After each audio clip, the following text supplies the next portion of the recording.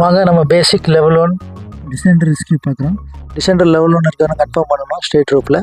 அதுக்கப்புறம் நம்ம மேலே ஏறி சேஞ்ச் ஓவர் பண்ணி ஃபஸ்ட்டு நம்ம டிசெண்டரில் இருக்கணும் நம்மளும் கன்ஃபார்ம் பண்ணிக்கணும். அடுத்தது கோஸ்டல் எடுத்து அவனோட மிடில் டீரிங் ஜஸ்ட்டு இப்போ மிடில் டீரிங்கில் ஃபஸ்ட்டு நம்ம போடுறோம். போட்டு ரெண்டாவது 2 கேரபினை எடுத்துகிட்டு லிங்க் பண்ணுறோம். லிங்க் பண்ணி 2 கேரபினை லிங்க் பண்ணி ஃபஸ்ட்டு நம்மளோட டிசெண்டர் கேரபினில் பேக் சைடில் மாட்டுறோம்.